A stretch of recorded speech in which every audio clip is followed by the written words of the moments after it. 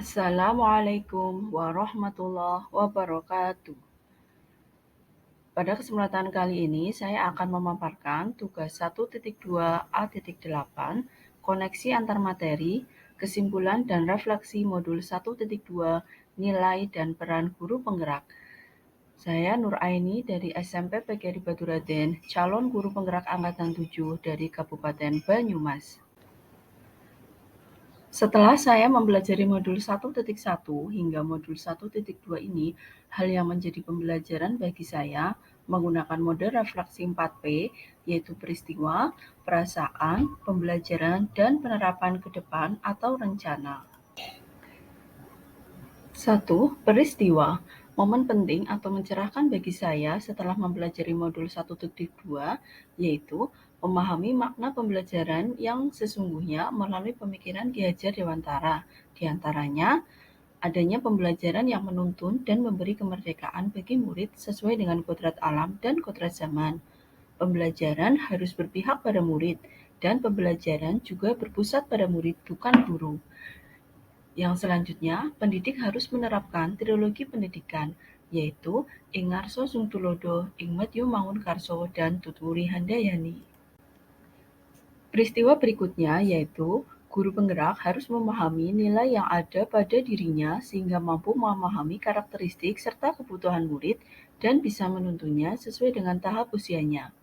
Kemudian, pendidik harus mampu menuntun anak untuk memilih jalan kodrat yang menguatkan mereka sebagai manusia dan sebagai anggota masyarakat, serta dapat menumbuhkan profil belajar Pancasila. Kemudian, guru penggerak harus dapat menjadi agen perubahan dengan menguatkan lingkaran pengaruhnya sehingga bisa menjadi agen perubahan. Kaitan antara modul 1.1 dan modul 1.2 yang saya pahami adalah pendidikan yang menuntun, yaitu menuntun segala kodrat yang ada pada anak-anak agar mereka dapat mencapai keselamatan dan kebahagiaan yang setinggi-tingginya, baik sebagai manusia dan anggota masyarakat. Hal ini berkaitan dengan nilai berpihak pada murid dan peran mewujudkan kepemimpinan pada murid. Guru harus melakukan pembelajaran sesuai dengan kebutuhan murid. Guru memperhatikan minat dan bakat murid sehingga bakat murid dapat berkembang. Selain itu, guru juga harus memperhatikan karakteristik murid, misalnya tipe atau gaya belajar murid. Kaitan yang lainnya antara modul 1.1 dan modul 1.2 yang saya pahami yaitu pendidikan harus memperhatikan kodrat alam dan kodrat zaman. Hal ini berkaitan dengan nilai guru penggerak yaitu inovatif. Pendidik harus dapat mendidik anak sesuai dengan tuntutan alam dan zamannya, sehingga guru harus melakukan inovasi dalam pembelajaran sesuai dengan kemajuan zaman. Guru harus merancang pembelajaran yang menyenangkan dan interaktif serta berpusat pada murid. Refleksi yang kedua yaitu perasaan. Saat momen itu terjadi, saya merasa seperti bagaikan habis gelap terbitlah terang. Saya seperti tersadar dari kesalahan dalam pembelajaran yang selama ini saya lakukan. Saya ingin merubah menjadi guru yang lebih baik, guru yang menerapkan filosofi pemikiran Ki Hajar Dewantara dalam pembelajaran, yaitu guru yang menuntun, menjadi teladan dalam penerapan profil belajar Pancasila dengan menguatkan nilai dan peran guru penggerak. Refleksi yang ketiga yaitu pembelajaran. Sebelum momen tersebut terjadi, saya berpikir bahwa guru adalah segalanya. Guru adalah sumber belajar murid. Ilmu dan pengetahuan murid diperoleh hanya dari guru. Pembelajaran berpusat pada guru tanpa memperhatikan kebutuhan murid. Guru melakukan pembelajaran agar murid mencapai nilai KKM dan menganggap kemampuan murid semua sama. Guru tidak memperhatikan karakteristik murid sehingga minat dan bakat murid tidak berkembang. Refleksi yang ketiga yaitu pembelajaran.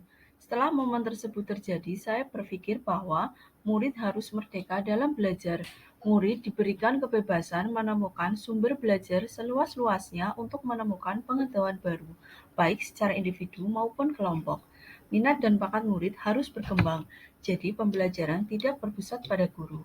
Guru hanya sebagai fasilitator. Guru juga harus mengembangkan nilai-nilai yang ada dalam dirinya sehingga dapat mewujudkan perannya sebagai pemimpin pembelajaran dan mewujudkan kepemimpinan peserta didik. Refleksi yang keempat yaitu penerapan ke depan atau rencana. Rencana pengembangan diri yang akan saya lakukan yaitu 1. Melaksanakan pembelajaran yang berpusat pada murid. 2. Melakukan pengembangan diri, misalnya dengan mengikuti IHT, diklat, workshop, seminar, dan pelatihan penulisan. 3. Melakukan refleksi dan menggunakan hasil refleksi untuk perbaikan. 4. Menjalin kerjasama dengan kepala sekolah, rekan sejawat, orang tua murid, dan masyarakat lingkungan sekitar, serta aktif mengikuti kegiatan di MKMK IPA untuk meningkatkan mutu pendidikan. 5. Membuat media pembelajaran inovatif berbasis TIK. Demikian yang dapat saya sampaikan. Terima kasih. Wassalamualaikum warahmatullahi wabarakatuh. Salam Guru Penggerak.